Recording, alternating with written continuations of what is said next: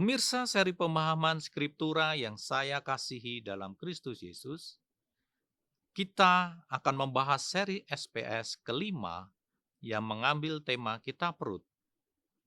Pada bagian ke-37 ini, kita akan membahas tafsir Rut pasal 3 ayat 12 sampai dengan 15. Kalimat ini berbunyi demikian.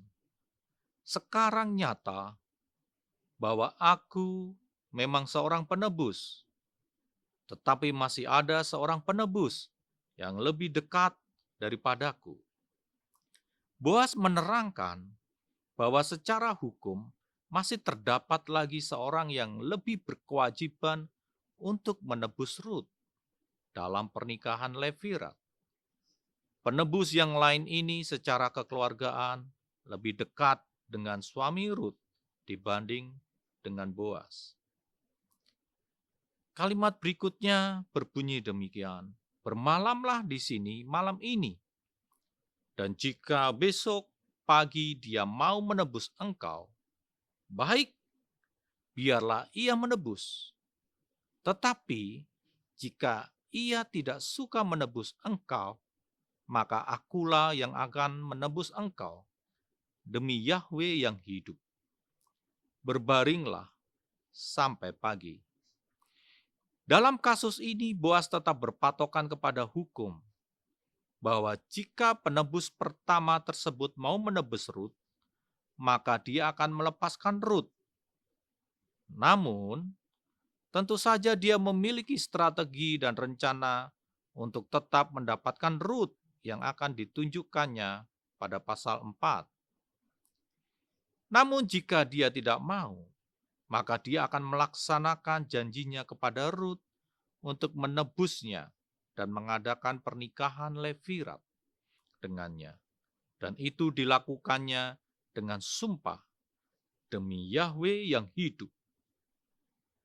Setelah menyatakan janjinya, Boas menyuruh Rut tetap tidur bersamanya sampai pagi. Kalimat berikutnya berbunyi demikian. Lalu dia, Rut, berbaring pada kakinya sampai pagi. Setelah mendengar janji Boas dan pernyataan Boas, jangan khawatir, maka Rut telah mendapatkan ketenangan dan dia dapat tidur dengan Boas sampai pagi. Kalimat berikutnya dilanjutkan demikian. Lalu dia bangun sebelum orang dapat kenal mengenal bahwa dia, Boas, berkata, sebaiknya jangan orang tahu bahwa perempuan datang ke tempat pengirikan. Rut bangun pagi-pagi benar dan keadaan masih gelap gulita karena Boas telah mengatakan kepadanya supaya dia pulang dan tidak diketahui orang bahwa dia telah tidur bermalam bersama Boas di pengirikan. Berbeda dengan penyebutan kepada Rut oleh Boas di pasal 2 yang menyebutnya sebagai Naar, perempuan muda, maka pasal 3 ini, terutama pada ayat ini, Boas menyebutnya sebagai Isya. Penyebutan ini mengisyaratkan bahwa di mata Boas, Rut adalah seorang wanita yang anggun, berwibawa, dan dewasa. Untuk itulah dia juga menyebutnya sebagai Eset Khayil. Dan kalimat berikutnya dilanjutkan demikian. Dan dia berkata, berikanlah selendang yang engkau pakai itu dan tadahkanlah itu. Lalu dia, Rut, menadahkan selendang dan dia, Boas, menakar 6 takar jelai ke selendang itu. Lalu dia, Rut, mengangkatnya. Seperti halnya di musim panen, pada musim pengirikan ini, Rut tetap membawa pulang makanan yang banyak bagi kehidupan dua janda dalam satu rumah ini. Kalimat berikutnya dilanjutkan, sesudah itu Boas pergi ke kota. Karena Boas memang benar sebagai pahlawan, lihat pasal 2 ayat 1, maka dengan tekadnya yang bulat, dia segera mengurus tentang status sosial Rut ini dengan pergi ke kota. Ini adalah tindakan aktif Boas untuk mewujudkan janjinya.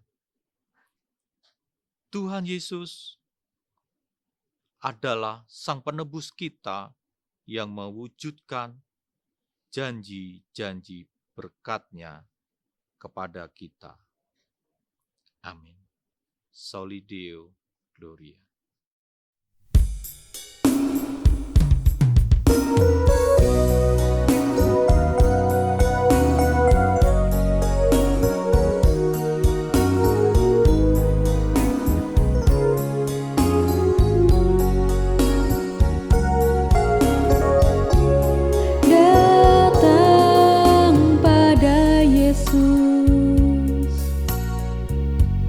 Minta apa yang diperlukan darinya,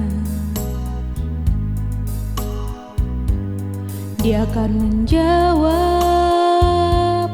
Dia berikan melebihi segalanya. Itu yang aku rasakan saat ku datang dan berdoa padanya.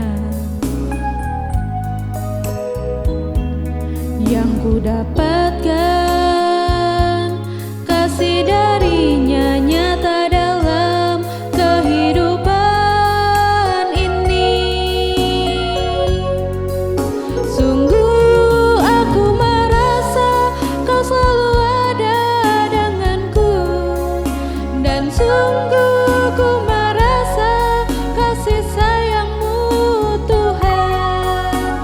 Dengan apa ku dapat balas semua kebaikan-Mu.